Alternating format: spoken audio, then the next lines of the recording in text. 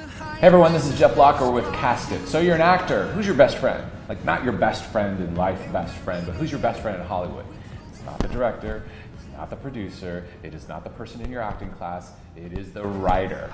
Jeffrey Reddick, who is the creator of the awesome Final Destination franchise. Oh, you actually started off as an actor. Yes. I studied theater. I went to the American Academy of Dramatic Arts in New York. Did you find being an actor first informed or enhanced your writing?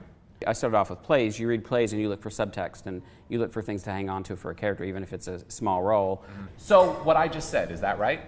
The writer should be the actor's best friend. Right. To be honest, there's a pecking order. So in television, the writer is kind of the king of the hill. They hire the directors, they hire everything. You know, a studio will buy your film, and then once they bring a director on, oftentimes the writers kind of shun it off to the side. In features, they have no power. What I look for in an actor, especially in an audition, is somebody who really connects with the material, somebody who brings subtext to the material that maybe I didn't even think of. And I'm also not very rigid on what I'm looking for. If somebody's coming for a role and they don't look like what I envisioned the role to look like, but I love their audition, I'm like, I'm going to change that. For me, I'm looking for somebody who is either going to really inhabit the role or bring something completely different to the role that I didn't see. Okay.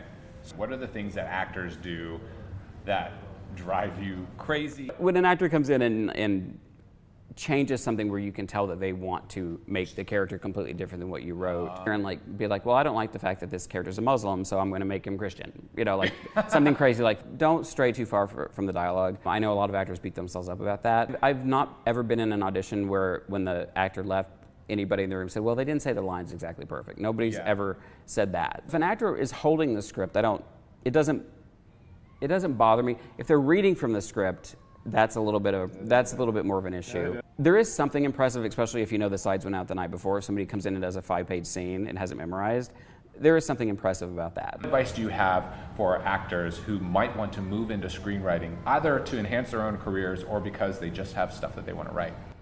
I say do it. I think if you can write your own material and create your own content to just show who you are and get it out there, I think it's so helpful. The digital age has made it really great because it's easier to get your work out there. So that means you have to have patience, and perseverance, which are the two big things that I think you need to succeed in this business. You've got to keep the creative juices flowing, and as much of your own content as you can create. It's just going to keep you happy, too, in between auditions. Awesome.